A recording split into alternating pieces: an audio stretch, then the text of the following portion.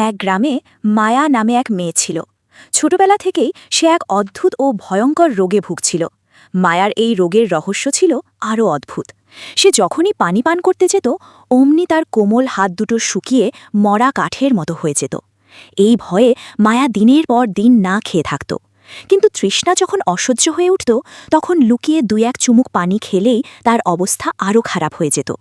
এমনকি তার পা দুটো ধীরে ধীরে কাঠের মতো শক্ত হয়ে আসছিল। মায়া নিজেকে এক ঘরে বন্দি করে ফেলল। মেয়ের এই করুণ বসা দেখে তার বাবা মা শহরের সব বড় ডাক্তার দেখালেন, কিন্তু কেউ সুস্থ করতে পারল না। অবশেষে তারা মায়াকে নিয়ে গেলেন এক বৃদ্ধা তান্ত্রিকের কাছে।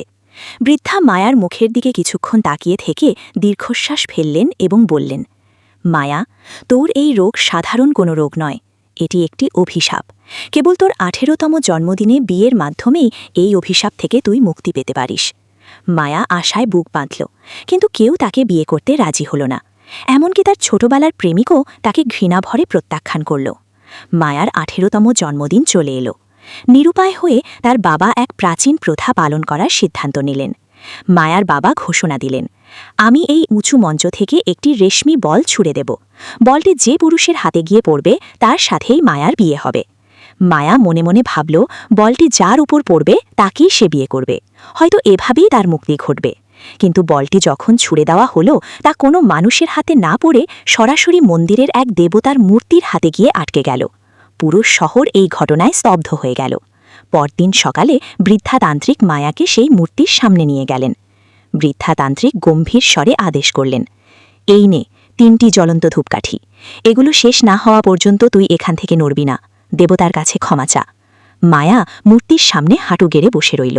মূর্তিটি ছিল আকাশ নামে এক প্রাচীন যোদ্ধার, যাকে 1000 বছর আগে এক যুদ্ধের সময় জাদু বলে পাথরে পরিণত করা হয়েছিল। মায়া প্রচণ্ড তৃষ্ণার্ত আর ক্ষুধার্ত ছিল। তার মাথা ঘুরছিল, কিন্তু সে নড়ল না। সে নিজের মৃত্যুকে ভয় পেত না, কিন্তু দেবতার অসন্তুষ্টির ভয়ে কাঁপছিল। হঠাৎ পেছনের দরজা খোলার শব্দ হল। মায়া ভাবল, হয়তো তান্ত্রিক ফিরে এসেছেন।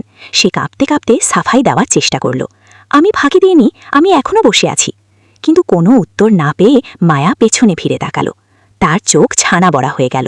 মূর্তির সেই সুদর্শন যুবক আকাশ আজ রক্ত মাংসের মানুষ হিসেবে তার সামনে দাঁড়িয়ে আছে। আকাশের মায়াবী স্পর্শে মায়ার হাতের সেই মরা কাঠ মুহূর্তেই সজীব হয়ে উঠল।